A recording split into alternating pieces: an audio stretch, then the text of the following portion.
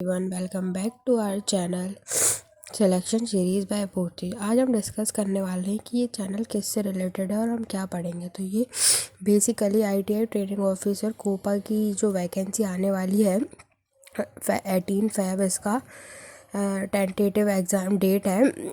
अभी नोटिफिकेशन तो नहीं आया है, पर नोटिफिकेशन आने के बाद ये एग्ज़ाम 18 फरवरी को लिया जाएगा और रिज़ल्ट डेट मार्च है। तो आज हम इसका सिलेबस डिस्कस करेंगे। और मैं ये एग्ज़ाम दे चुकी हूँ 1-2 बार और मैंने इसे क्वालिफाई भी किया है, इसलिए अब जब दोबारा आने वाला है तो हम इसमें वापस से इसकी तैयारी करेंगे।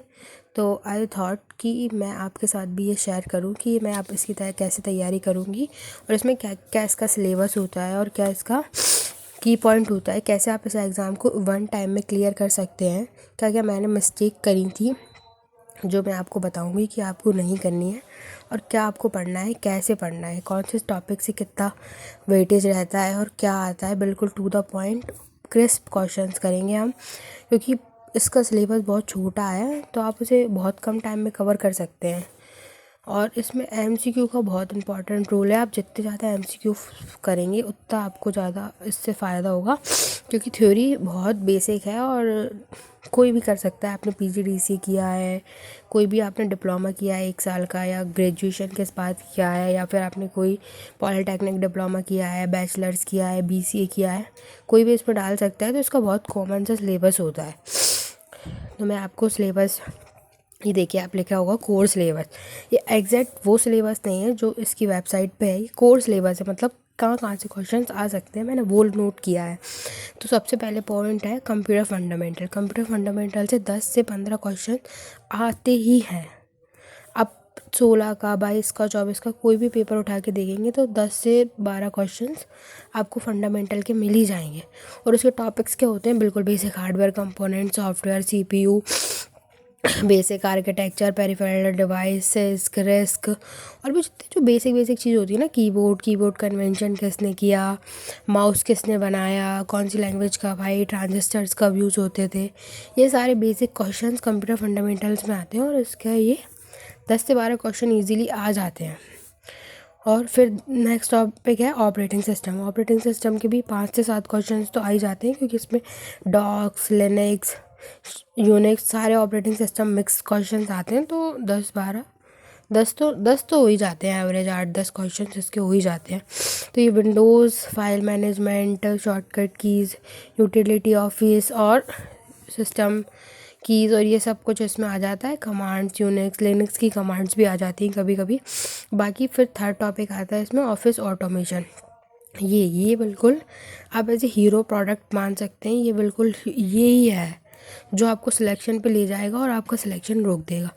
ये है MS ऑफिस पूरा। इसमें पूरा MS ऑफिस के आप मान लीजिए 15-20 क्वेश्चन तो कहीं नहीं गए, आएंगे ही 15-20 क्वेश्चन। तो इसमें भी बेसिकली बस MS office, formatting, mail merge, select, कौन सी कमांड कौन सी उसमें होती है, ये इस टाइप के क्वेश्चन ज़्यादा आते हैं। कभी कभी मैच भी आ जाते हैं इसके। पर अब जो नया एपटेक पैटर्न आया है उसमें ऐसा लग रहा है कि MS ऑफिस में वर्ड की जगह एक्सेल के ज़्यादा क्वेश्चन आएंगे। तो हम एक्सेल्स के सारे फॉर्मूलाज, चार्ट्स, सब कुछ बहुत डीप में पढ़ेंगे, जिससे कि कोई भी क्वेश्चन आए तो हमारा ना छूटे। पावर पॉइंट के भी अच्छे खासे क्वेश्चंस आते हैं, रिजोल्यूशंस के, स्लाइड्स के, शॉर्ट नोट के, बहुत सारे क्वेश्चंस इसके आते हैं। 15-20 क्वेश्चन तो आप मिनिमम मान लीजिए इसमें आएंगे ही आएंगे। नेक्स्ट है DBMS का वेटेज थोड़ा कम रहता है, और अभी इसमें MS एक्सेस दिया है, पर पिछली बार कुछ SQL के भी क्वेश्चन इसमें आ गए थे।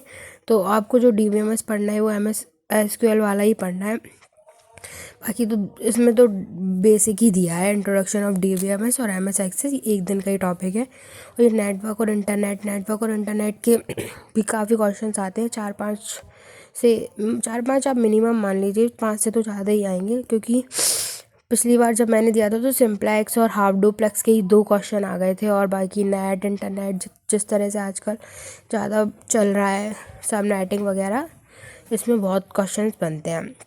बाकी वेब डेवलपमेंट, वेब डेवलपमेंट में सारा ही कुछ जितनी भी मार्कअप लैंग्वेजेस आती हैं वो सब इसमें इंक्लूड हो जाती हैं, जैसे HTML, CSS, JavaScript, dynamic web pages, static web pages, ये सारे के सारे इसमें इंक्लूड हो जाते हैं। और इसका वेटेज उतना ज़्यादा तो नहीं आता है, पर हाँ 4-5 क्वेश्चन तो आ ही जाते हैं इसके भी।